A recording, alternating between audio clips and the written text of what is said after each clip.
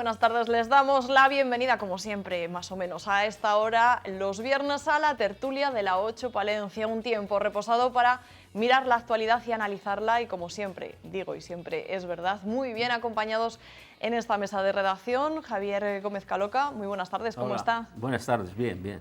Ya Encantado de estar aquí. Lo mismo nosotros. Ya llegaron las primeras nieves a la zona norte, Sí. Que bueno, para ustedes no es ninguna novedad, ¿no? Para los lo que vecinos pasa, de... Mi pueblo dice, como veas el 3, verás el mes, y nevó el día 3, veremos a ver. Vamos, les vemos año de nieves, ¿no? Es posible. Podría ser. Este clima de contrastes que tenemos cada vez más. Elisa Docio, muy buenas tardes, ¿cómo está? Buenas tardes, muy bien, gracias. Bueno, es la nota de encantada color de estar en aquí. esta mesa que estamos Javier y yo un poco sosos. Nos pone el color, es la salsa de la tertulia, Elisa, hoy. Bueno, oye, parece que no, pero así alegra la vida los Se colorines. anima un poquito, sí, porque la verdad es que las noticias que nos deja esta semana no son muy animadas. Hablamos de la reforma laboral que todavía está en el aire, dependiendo de qué medio de comunicación o qué declaraciones escuchemos, está en un punto u otro. Vamos a ver las últimas reacciones a esta negociación entre socios de gobierno. Vamos a propiciar la mayor reforma. La negociación está enconada en si se trata de una derogación o no. Lo que vamos a hacer es emprender una enorme transformación en el mercado de trabajo y vamos a derogar unas partes y vamos a transformar otras. El desmontaje, la derogación de la reforma laboral del Partido Popular. Mirar en los papeles que el Gobierno ha enviado a Europa dónde pone la palabra derogación de la reforma laboral. La modernización del mercado de trabajo, que es como lo llama el Gobierno de España. Los empresarios piden seriedad. No queremos estar en esa dualidad política, de la pelea política, porque no es nuestro espacio ni nuestro sitio. Porque también ha surgido el tema de la temporalidad. Es verdad que cuando les ha aparecido en la mesa un 15%, les ha entrado un cierto vértigo y han empezado a poner pegas. Temporalidad lo que habrá que ver es por sectores, cómo se puede ayudar, cómo se puede mejorar. Voluntad hay de llegar a un acuerdo. Veremos qué propuesta nos trae el Gobierno en la próxima reunión, que será el miércoles que viene. El 31 de diciembre se acaba el plazo. Bueno, pues lo primero, antes de escuchar su opinión, ¿están convencidos de que saldrá adelante esta reforma? Javier, Elisa, ¿qué sensación les da? Bueno, no queda otra. Le toca a Javier. Es el que más sabe de esto. No, bueno, pero tendrá que salir adelante porque es la pieza fundamental para que la legislatura en estos momentos dure 2 años. Yo creo que más o menos despejado el asunto presupuestario, esto es la clave y no tienen otra alternativa ninguno de los socios de gobierno que sacar adelante la reforma, ¿no? Elisa, ¿usted qué sensación tiene? También cree que se va a llegar a un acuerdo, ¿no? Sí, bueno, yo creo que están en buena lid los empresarios también, ¿no? Porque hasta cierto punto han hecho alguna propuesta, por lo menos de intercambio de modificaciones. Dice que el 25% de la temporalidad, que parece ser el punto álgido de la reforma, han preferido hablar de porcentajes ahí en vez de causas de la temporalidad, o sea, que se disminuya las causas, que haya más libertad empresarial para contratar temporalidad, pero a cambio ellos se comprometen a mantener unos topes. Yo me gusta ver siempre lo positivo, ¿no? Entonces, si hay ese caminillo que es por donde se puede ir, bueno, pues bien. Entonces, tiene que salir. Lo de derogación o modificación, eso es una discusión tonta, porque toda modificación de una ley conlleva una derogación parcial de los artículos que se modifican. Luego, entonces, es a la vez modificación y a la vez derogación. ¿No? Que es una discusión, o sea, que eso de hablar del título... Sí, este gobierno tiene no sé si el defecto de enredarse en estupideces. En las explicaciones que genera sobre muchas materias, y esta es una de ellas, la derogación. Toda ley deroga en lo que se oponga a la legislación anterior, y luego yo creo que se está enfocando mucho en estos momentos, bueno, hablar de reforma laboral. Yo creo que lo que sucedió con el anterior gobierno fue una serie de leyes, de cambios que tenían un objetivo, que era ganar competitividad a costa de los derechos de los trabajadores, a costa de sus salarios, y eso supuso una serie de retrocesos, y algunos ya se han recuperado. Estoy pensando en la derogación de la posibilidad de despedir por causa de enfermedad, que se aprobó en aquel momento. Estoy pensando también en la reforma que se hizo por necesidad, pero que se hizo de los ERTES, es decir, porque con la reforma del PP, si hubiéramos ido a hacer ERTES con ese mecanismo, en el caso de Palencia, el mes de abril nos hubiéramos juntado con 11.000 parados más, es decir, se han ido cambiando cosas, se ha ido modernizando, se ha sacado legislación sobre algo nuevo como el teletrabajo, las plataformas digitales, es decir, se han hecho ya muchas cosas sobre una legislación que no solo era la reforma laboral, sino que se atentó a muchos derechos de los trabajadores. Estoy pensando en las pensiones también, es decir, cómo las pensiones pasaron a incrementarse el 0,25%. Es decir, eso también en estos momentos ya está cambiado. O estoy pensando en el salario mínimo interprofesional, es decir, que desde que este gobierno tomó posesión se ha incrementado un 31%. Eso también es recuperar cuestiones que en ese momento se cambiaron a peor para los trabajadores, ¿no? Ahora, ¿qué queda? Pues queda cerrar el asunto, ¿no? Cerrar el asunto, bueno, luego seguimos, sí, profundizando. Bueno, recuperar, que también parece que es una prioridad, recuperar la representatividad de los sindicatos, ¿no? Que habían quedado anulados totalmente porque los convenios colectivos se habían quedado sin ningún sentido. Entonces ahora otra vez los trabajadores, los empleados tienen la posibilidad de negociar sus circunstancias laborales. Es la clave. Yo creo que ahora se vuelve a recuperar de que si no se va a aumentar otra vez las indemnizaciones por despido, eso no es problema. Al igual algún compañero mío de sindicato no va a entender lo que voy a decir. El problema no es el despido ya, porque el despido improcedente, desde los que han empezado a trabajar desde el año 2012, tiene un despido de 33 días y lo que han trabajado con anterioridad se les computa 45 días de indemnizaciones. Ni siquiera los empresarios se están metiendo en el asunto. La clave es lo que ha dicho Elisa. La clave es la recuperación de la correlación de fuerzas en la negociación colectiva y pasa por dos cuestiones que es a lo que temen los empresarios, que es recuperar la prevalencia del convenio del sector sobre el de empresa y recuperar la ultraactividad de los convenios, que quiere decir que si el convenio tiene una vigencia hasta el 31 de diciembre del 2021, si no se firma uno antes, con la reforma que hizo el Partido Popular, esos derechos se pierden. Entonces, lo que ocasiona es una presión sobre la representación sindical para en muchos casos, salvar los muebles, ¿no? Esas son las dos claves que este gobierno tiene que sacar adelante. A mí, lo demás creo que puede entenderse hasta como de ruido. Es decir, hay que recuperar derechos colectivos y correlación de fuerzas, porque el convenio colectivo de sector es la clave para mantener y para mejorar los derechos de los trabajadores. El 85% de las empresas con trabajadores tienen menos de 5 trabajadores.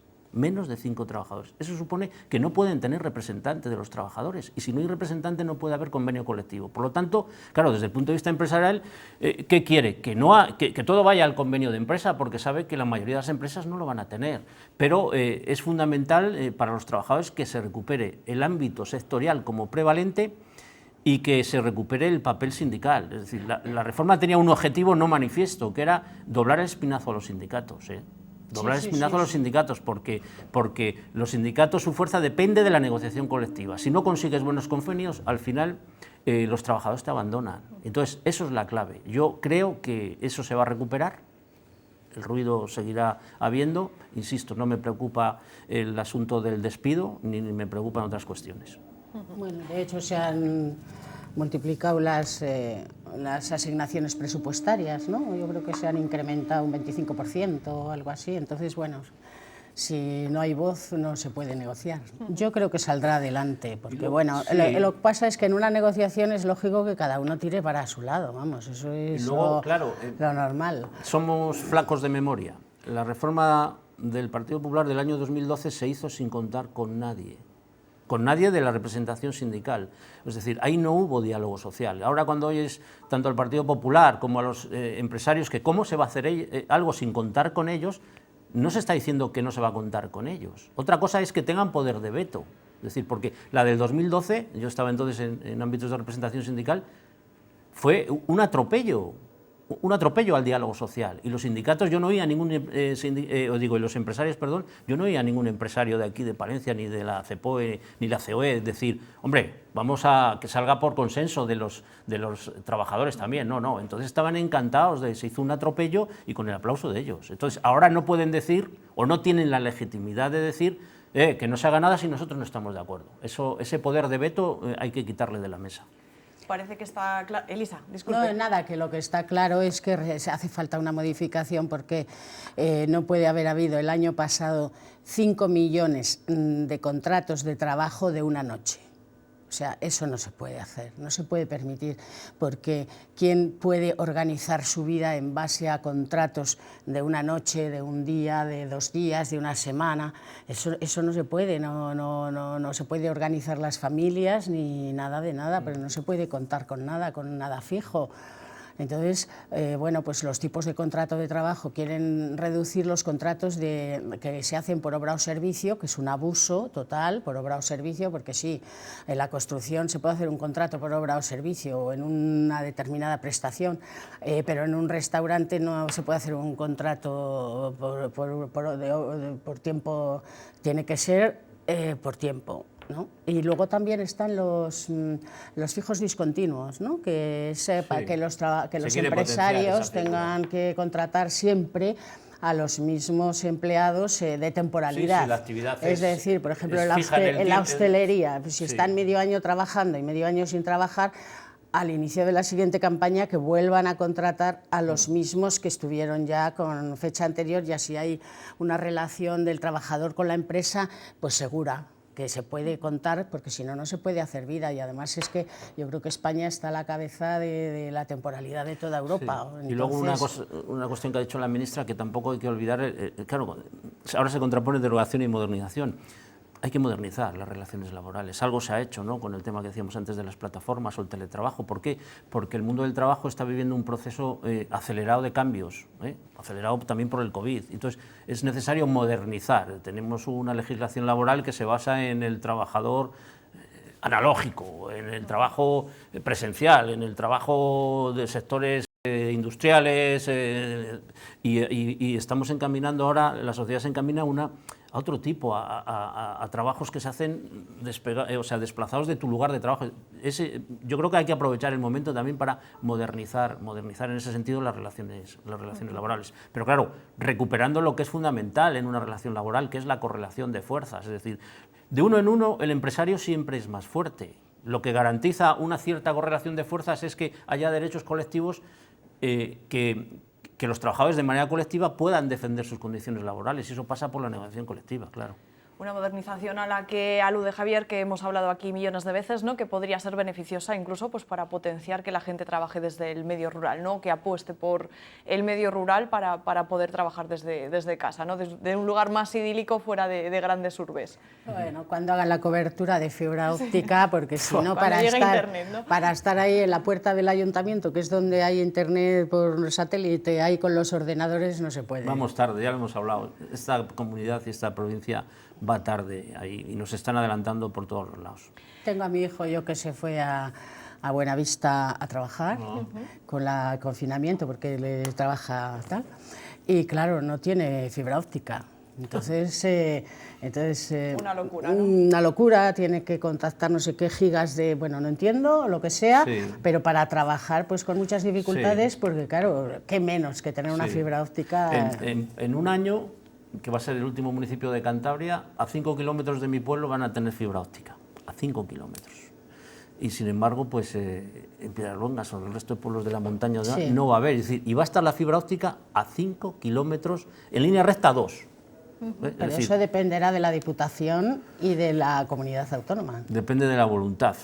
Bueno, de la voluntad y de los políticos que deben tirar. Sí, de la voluntad política, porque hombre, yo no creo que haya que entrar en debate si es mi competencia o no es mi competencia, como dice aquí la Diputación o dice la Junta, y luego dice es que el Estado no. Es su responsabilidad, y si en otros sitios las diputaciones provinciales, incluso la de León, que está ahí al lado, está asumiendo la responsabilidad de extender la fibra óptica, ¿por qué no aquí? Claro, ahí está. Venga, pues en el medio rural, si les parece, nos quedamos. La semana anterior veíamos cómo volaban, cómo se derrumbaba la torre de refrigeración de Velilla. Me imagino que tanto Javier como Elisa hayan visto ya esas imágenes, ¿no?, que se hicieron virales, que parecía mentira cómo en 5 segundos se venía abajo. Bueno, pues una semana después hemos vuelto al municipio norteño para ver, bueno, esa voladura fue un símbolo, ¿no?, porque la minería, la verdad es que ya había dicho adiós, los empleos ya se habían ido de allí, pero bueno, hemos vuelto para ver ahora Después de esa imagen simbólica e histórica para Palencia, ¿cómo ven su futuro? Es la historia de la térmica en 5 segundos de imágenes, los mismos que tardó en venirse abajo tras su voladura. ¿Y qué les vamos a pedir? Que nos den algo de trabajo por aquí. Porque esta zona, entre las minas que han terminado y ahora la térmica, quedamos muertos. ¿Qué trabajos hay? Ninguno. La juventud se tiene que largar. Hay más mayores que críos. Entonces, Velilla a morir. El cambio drástico en el skyline de Velilla ya es secundario. Lo fundamental ahora es reemplazar al que ha sido el motor económico de toda una comarca desde 1965. Algunas apuestas bastante ambiciosas, como puede ser el teleférico. Proyectos que deberían ser verdes. Iberdrola ha planteado para la zona uno de los mayores complejos fotovoltaicos de la región, 300 millones de euros. Hay un proyecto, de hecho, que es una papelera, es una planta de reciclado y una fundición de aluminio. Senén no se imagina Velilla sin su térmica. Trabajó aquí toda su vida, más de 40 años. Toda mi vida. Yo vine de la mili, estuve trabajando por aquí un poco y luego ya me metí ahí en la térmica y aquí he pasado los 40 años y he hecho mi familia y, vamos, como la mayoría de la gente, ha dado vida a todo el entorno. Como él, los vecinos de Velilla han visto cómo con el desmantelamiento de la térmica la vida se ha detenido aquí también. Pues como veían un poco los vecinos, la alcaldesa de Velilla, el futuro después del derrumbe de esa imagen, más que nada, Elisa, porque como decíamos antes, la minería ya estaba fuera y han pasado muchísimos años que ya se sabía, pero de momento solo llegan anuncios de proyectos. Uno salía hoy en Diario Palentino, que era la posibilidad de la instalación de una papelera, pero yo no sé si usted es optimista con respecto a lo que ocurra en el norte, concretamente en esa zona, ¿no? Yo siempre, ya me acuerdo de hace años que se hablaba de lo de la minería del carbón, contaminante, contraproducente económicamente, sí, ya bueno, de todo. Venir, eso ya se veía venir. La central térmica de Velilla ya llevaba al menos 2 años sin funcionar, o sea, ya estaban desmantelándola hace tiempo. Entonces, bueno, esto solo ha sido un símbolo, ¿no? Ahora, lo que yo siempre he recalcado y siempre he pensado es, antes de destruir un sistema productivo, ir arbitrando otro sustitutivo. Eso es lo suyo, o sea, me voy a cargar el carbón en la minería de la zona norte de Palencia, porque había minas en Barruelo, en Barruelo, en Cervera, en Guardo. Entonces, antes ir preparando un estrato productivo para que lo vaya sustituyendo. De hecho, en Guardo ha habido un movimiento muy interesante, en el que se proponía que esta zona, toda esta zona de Guardo, Velilla, de la zona norte, se destinase a la recuperación medioambiental, o sea, la recuperación de todo tipo de elementos. O sea, de hecho, en Guardo hay una instalación de ruedas que recicla neumáticos. No sé si se mantiene. Sí, recicla neumáticos, ¿no? Y entonces separan lo que es la estructura férrica de la goma y el textil y todo esto lo dan una nueva... Pues lo mismo se podía haber hecho, o sea, en este movimiento de personas de Guardo que querían pues que se dedicase esto a todas estas actividades, a la recuperación de todo, de plásticos, de cartones, de todo lo que sea en recuperación medioambiental. No han obtenido eco por ningún sitio. Luego también, teniendo en cuenta la riqueza forestal de la zona, que es unos bosques tremendos, bueno, pues también había un grupo que decía, bueno, pues vamos a poner industrias derivadas de la madera, pues por ejemplo, fábricas de muebles, ¿no? O de productos para fábricas de muebles. O sea, todo esto, claro, tendría que haber habido por parte de las administraciones un interés en que eso se llevara a efecto, porque claro, con que unas personas lo piensen y tengan muy buena intención y tengan un gran proyecto, pues no conseguimos nada. Entonces, pues claro, ¿qué pasa? Pues que Velilla pues tiene ahora pues la mitad de habitantes que tenía en los años 80, 90. La mitad, si ahora tiene pues 1.200, pues tendría antes 2.300 o bueno, o no sé los que tendrá. Sí, bueno, más de 2.000. Sí. Más de 2.000, ¿no? Bueno, pues 1.000 menos, como 1.000 menos que hace menos de 2 décadas. Entonces, claro, es que todo eso hay que preverlo, o sea, las reconversiones industriales hay que preverlas y no dejar a la población. Bueno, me acuerdo también en Guardo que estaba lleno de pakistaníes que trabajaban en las minas, ¿no? Todas esas familias, pues claro, desaparecieron. Y bueno, pues todas las industrias relacionadas alrededor, el comercio, la alimentación, todo. Javier, sí, las reconversiones mineras pues, se han traducido sobre todo en despoblamiento de los pueblos, no solo de Palencia, de Asturias, de León y demás, ¿no? Como decías, pues esto es la caída de un símbolo, es decir, la minería desapareció ya hace tiempo. Los últimos carbones que se han quemado en la térmica de Velilla no eran ni españoles, es decir, eran carbones que venían pues, de Sudáfrica, por el puerto de Santander o de Ucrania, etcétera. Es decir, que se seguía produciendo electricidad, pero ya no era con carbón de aquí. En Velilla también se habló de que se iba a poner una central de biomasa muy importante y demás, y luego se fue a Teruel, donde tenían las mismas ayudas que en Velilla. Entonces, ¿por qué se fue a Teruel? Pues porque las administraciones de Teruel, la Diputación de Teruel, el Gobierno de Aragón, se implicó más que nuestras administraciones de aquí, ¿eh? Es decir, yo creo que en esta provincia, en esta comunidad autónoma, se deja las crisis industriales en zonas concretas, las reconversiones, en manos del mercado. El mercado no va a poner nada ni en Velilla ni en Guardo, porque entre otras cosas tiene un fuerte problema de infraestructuras de acceso.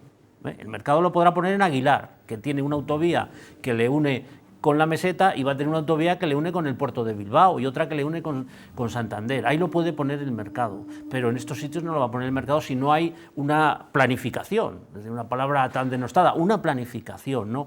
A mí me duele mucho porque mi padre fue minero, ¿no? Y tengo grandes amigos mineros, pero yo solo me gustaría decirles una cosa y que me entiendan, es decir, el pasado no va a volver. No. El futuro de la zona norte de Palencia tiene futuro y se está viendo. Lo que pasa es que tiene un futuro distinto.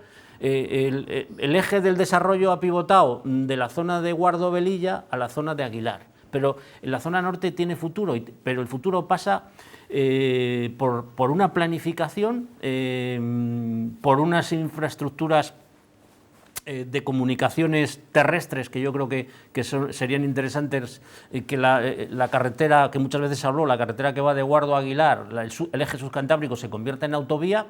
Ahora mismo están yendo cientos de personas de la zona de Guardo, Cervera, a trabajar a Aguilar. Eso no es malo. En el pasado fueron muchos de la zona de Aguilar, de Salinas, a trabajar a Guardo. Quiero decir que la riqueza se queda en la provincia, pero se necesita planificación y actividades, y que el futuro tiene que pasar por la sostenibilidad, es decir, por instalaciones sostenibles, y tiene que pasar por la conectividad, porque en Velilla hay fibra óptica.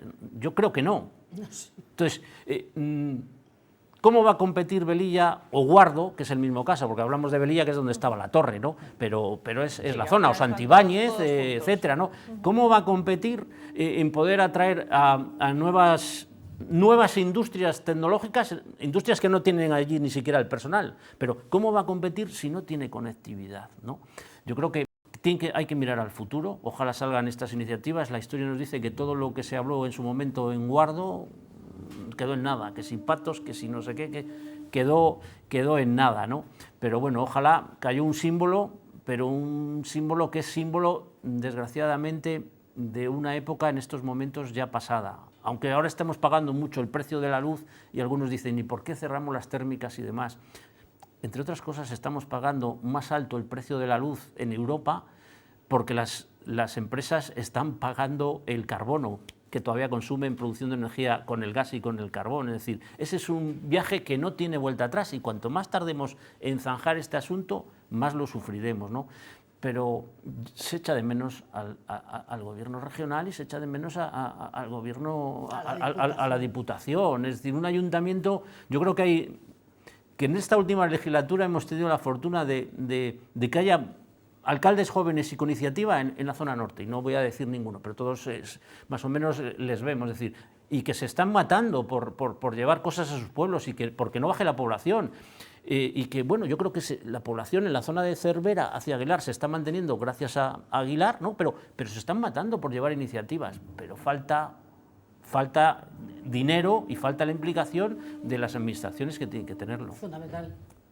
Bueno, pues hablamos de un problema que parece más ligado al medio rural, pero que vamos a acabar sufriendo todos, vivamos donde vivamos. No hay médicos de familia y lo suplen las ausencias, por ejemplo, de estos profesionales sanitarios, las suplen sus compañeros haciendo jornadas larguísimas porque no hay repuesto en el mercado. Todos ellos son médicos de familia de Castilla y León. Toman nota en estas jornadas de actualización, aprenden más sobre las enfermedades más comunes. Sobre todo de patologías muy prevalentes y crónicas.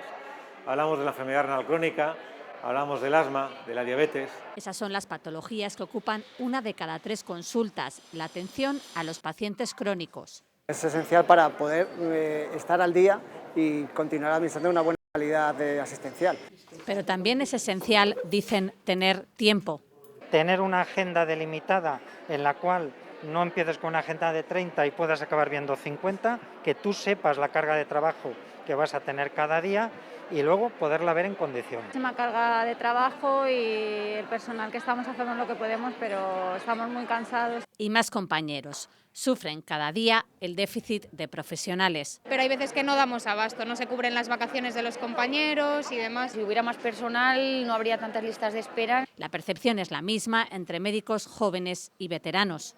Unos contratos no atractivos para los médicos de familia y lo que hace que muchos hayan ido a otros servicios de salud o hasta fuera de España.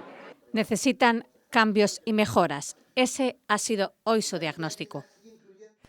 Bueno, pues no hay médico de familia y precisamente nos enterábamos esta mañana que en Velilla se van a quedar sin un médico, les unifican a Guardo.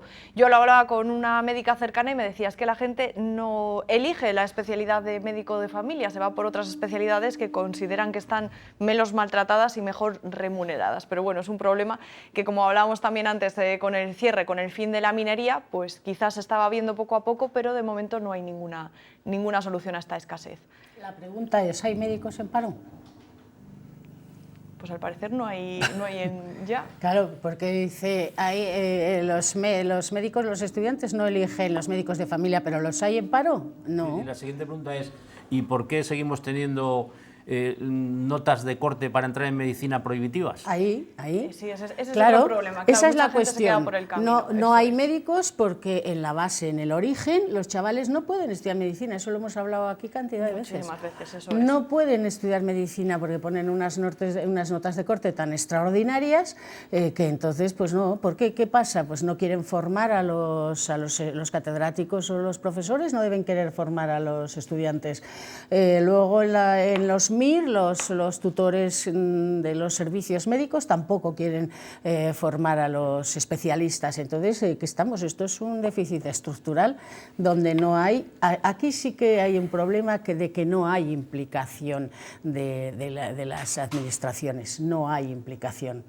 Porque dices que se deja en manos de las universidades. No, las universidades hay que decirlas que hay que cumplir un servicio público y el servicio público de la sanidad.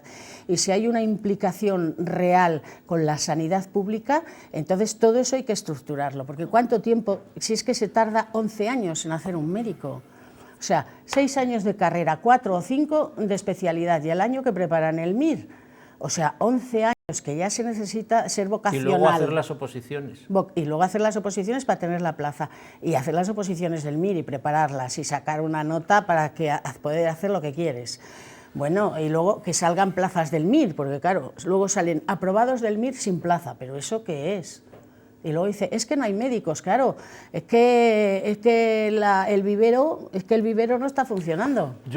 A veces llegas a pensar que qué es antes el huevo o la gallina, es decir, qué es antes el destrozar la atención primaria porque no hay médicos, o se dice que no hay médicos, o es que se busca sin querer o queriendo que no haya médicos para destrozar la atención primaria. Bueno, ahí está, es que todo tiene una vuelta. Es que también los colegios profesionales, muchas veces también los colegios de médicos tampoco quieren que haya muchos médicos. ¿Por qué? Pues porque en su medicina privada tienen unos precios y entonces si somos muchos tocamos a menos, me bajan el precio a mí de mi consulta privada. Es que ha habido colegios profesionales incluso que ponen sus vetos y sus pegas a que haya más médicos. La clave del sostenimiento de la sanidad pública es la atención primaria. Lo contrario es lo que se está viendo ya, por ejemplo, en la Comunidad de Madrid, en la que ya casi el 45% de los ciudadanos de Madrid, hoy salían datos, claro, que cómo no va a ser así, ya tiene su póliza privada. Claro, ¿por qué? Porque se ha desmantelado la primaria.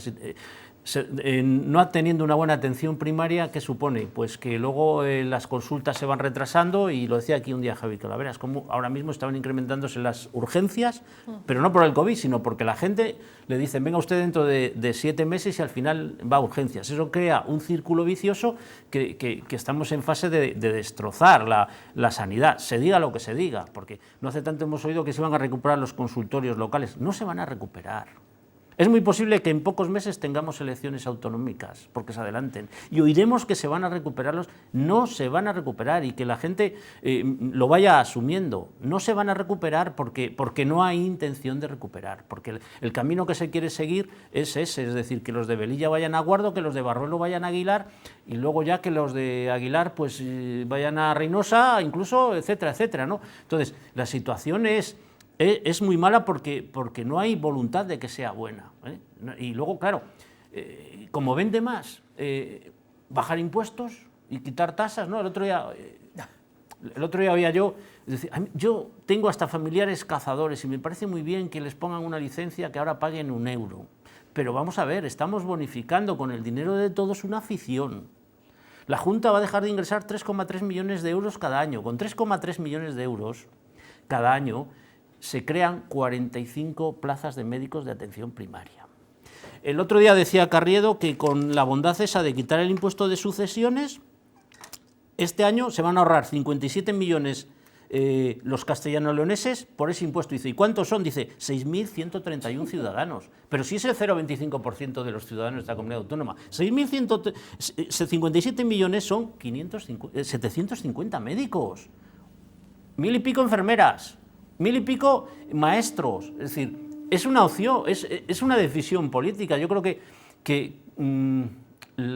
la deriva de la Comunidad de Madrid, y no es de ahora, de la señora Ayuso y demás, sino que viene de atrás, de ir desmantelando lo público con medidas estratégicas de este tipo, de ir quitando dinero, se está extendiendo, y aquí yo lo veo muy claro, es decir, se va a desmantelar, se está desmantelando la primaria. El COVID posiblemente ha servido para dar la puntilla, pero no hay intención. Y claro, dices, luego a despoblación, que vuelva la gente a los pueblos.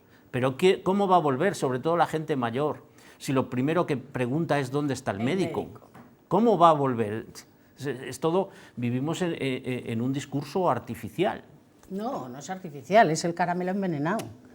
Es el caramelo envenenado de los gobiernos de la derecha que dicen bajamos los impuestos y todo el mundo se pone a aplaudir, pero hay que leer entre líneas, que te bajan €1 en el IBI y te están quitando los servicios públicos de diario. Hay que leer, que esos son caramelos envenenados. Lo tenemos que reflexionar todos. Es decir, ¿por qué estamos yendo a una situación que lo que se lleva es la solidaridad de todos con los que menos tienen? Es decir, nos preocupa a todos que la gente pague el impuesto de sucesiones cuando lo pagan los menos. Pues se genera ahí una solidaridad, sí. El Robin Hood de los ricos, que aplaudimos el común. Entonces, hay que reflexionar todos. Sí, yo cuando dicen es que he pagado no sé cuánto impuesto de sucesiones, digo, ¿será que has heredado bien? Porque si no, si heredas poco ya estás exento. Pues, y si pagas es que has heredado mucho, o sea que... Hablamos ahora de justicia restaurativa. Es un proyecto que lanza instituciones penitenciarias para, si quieren, poner en contacto a víctima y a delincuente. Eso sí, quedan excluidos de estos encuentros siempre con mediador los delitos de violencia de género y también aquellos delincuentes que tienen patologías. Vamos a ver un caso real en Sevilla. Juan era alegría, tocaba la guitarra, cantaba, bailaba. Yo me he castigado pensando detenidamente en él.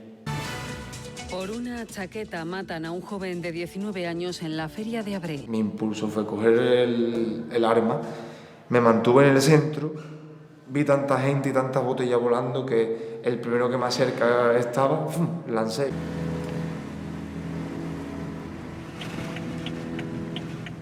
El intercambio de cartas empieza cuando yo ingreso en prisión y ya comenzó esa relación complicada a través de cartas. Hola Reyes y demás seres queridos de Juan. La verdad es que me resulta difícil de dirigirme a una familia a la que he causado tanto dolor. Cuando leí la carta que me mandó, yo me puse a llorar, porque digo, Dios mío, cuánto sufrimiento tuvo este chico, que nuestra conformidad no es que esté él en la cárcel y nuestra pretensión no es que él se pudra allí en la cárcel. Desde un primer momento, ellos, por su fidelidad a Dios, ya me estaban perdonando. Todos habíamos firmado un contrato, por así decirlo, un documento en el que no teníamos interés de salir de permiso ni de buscar beneficios penitenciarios a través de eso, sino simplemente, sino ir al encuentro, pedir perdón. Me dirige hasta la sala donde está Jorge, donde está Reyes y un amigo de ellos que había venido. Y fue entrar y derrumbarme, llorar desconsolado. No había quien me recogiera de ahí. Impulsivamente se lanzaron a mí a abrazarme. Yo sentí mucha ternura por él, ¿no? Y entonces cuando lo vi como estaba, pues me levanté como un resorte y me fui para él y lo abracé. Bueno, lógicamente es una iniciativa voluntaria y no siempre va a tener un final ni un encuentro tan feliz como veíamos en el vídeo. Hablábamos también de Maisabel, esa mujer de Jauregui, una víctima de ETA que quiso también establecer lazos con el hombre que había matado a su marido, ¿no? ¿Qué les parece esta iniciativa? ¿Creen que en algunos casos puede curar heridas muy profundas, ¿no? Heridas que quedan abiertas de por vida? A mí me parece subjetivo. Es difícil, ¿verdad?, ponerse en la situación sin haberla vivido de cerca. Es muy subjetivo. Hombre, claro, esto es voluntario y además se les explica, por lo visto, que es voluntario, que en cualquier momento se pueden retirar, que no hay ningún compromiso de continuar el proceso y demás. A mí no lo sé, yo según lo explicaba ahora ese chico ahí, dice, a mi hijo me le matan de una pedrada por una discusión, por una chaqueta, y me siento yo luego con el que le ha tirado la piedra y se me estaba poniendo una ansiedad aquí tremenda, ¿no? Entonces, claro... Hay que ser muy valiente y bueno, y quererlo, ¿no? Yo no lo sé, claro, supongo que todo esto se habrá estudiado por los psicólogos y demás, y cómo funciona la mente humana y la culpa y todas esas cosas, no lo sé. No lo sé, lo llaman justicia restaurativa. Bueno, también es un nombre un poco raro, ¿no? Porque, bueno, hasta ahora era la justicia de inserción social. Desconocía esta figura hasta esta semana que ha salido y digo, he tenido que buscar. Entonces, buscando, pues me quedo con lo que ponía, bueno, en un documento del gobierno vasco, y decía que el objetivo es reparar el daño causado en la víctima, es decir, el objetivo es loable, ¿no?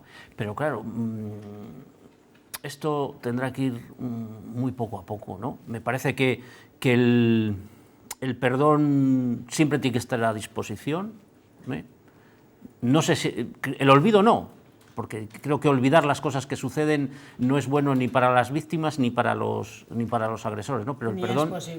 Ni es posible ni es deseable. Yo creo que no es deseable. Pero el perdón, pues todo lo que sea avanzar en esa línea me parece interesante. Ahora hay que ponerse, como decía Elisa, en la situación de cada caso y de cada persona, ¿no? Donde más ha avanzado esto quizás ha sido en los delitos de terrorismo, ¿no? Como decías, la película esta o la serie Patria, también hay una aproximación entre víctimas y más, y ha habido más casos de presos de ETA que se han aproximado, ¿no? Bueno, en todo caso, si así va a mejorar la situación de las familias de las víctimas, que de ahí vendrá restaurativo, es decir, restaurar un poco pues lo mucho que han sufrido, por restaurarlo, pues sea bienvenido, ¿no? Pero irá poco a poco, ¿no? Y veremos. Funciona. Bueno, se exceptúan los psicópatas y... Sí, está claro. Y la violencia de género. Y la violencia de género, claro, porque no te van a sentar ahí un con caso el maltratador, ¿no? Además, o con el violador, o con... Hombre, la justicia, Lisa lo sabe mejor, ¿no? Siempre ha ido evolucionando, ¿no? Sí. Desde la justicia que era simplemente punitiva, ¿no? Luego, pues, la gente se entendía que iba a la cárcel para que cumpliera la pena y para que sufriera, ¿no? A cuando ya se ha empezado a ver que la cárcel tiene que tener una vía, sobre todo de reinserción, ¿no? Es decir, pues seguramente será otra etapa en humanizar, quizás, la justicia. Sí, rehabilitación. Sí, lo que decía, vamos, que Elisa, de los psicópatas, que hemos visto recientemente un caso terrible, ¿no? Pues de gente que da igual el tiempo que esté encerrada, que bueno, pues tiene ese instinto criminal horrible y no puede entrar lógicamente dentro de estos programas de reinserción. Javier, Elisa, ¿son ustedes moteros? ¿Han tenido moto alguna vez? ¿Han sentido el viento en el casco, ¿no? Una Derby Variant para ir a la panadería. Bueno, sirve. No, yo no. Tenemos una quad en el pueblo, pero de trabajo, ¿sabes? Bueno. Para leña pequeña y eso. Que es práctica, ¿no? En todo caso, ¿no? Que sí, sobre la nieve y eso me imagino que van bien. No la hemos usado sobre la nieve. Ahora que lo dices, hubo hace años que la Diputación de Palencia, que es muy dada a estos símbolos, ¿no? No sé si recordáis, después de una gran nevada que hubo en el año 2006, la medida que tomó fue donar al Ayuntamiento de La Pernía una quad para nieve que nunca se usó. Que es de 4 ruedas. Ahí está. Porque cuando había poca nieve no tenía sentido y cuando había mucha no podía. Como dice en mi pueblo, no podía con ella. Nada, que se lo digo porque mañana en Castilla y León Televisión en las 7 nos ponemos moteros, porque durante toda la jornada les vamos a acercar el desafío Retor, que son 180 motoristas que van a recorrer Castilla y León en 24 horas y pasarán, por supuesto, por Palencia, van a disfrutar riqueza cultural, paisaje, ocio.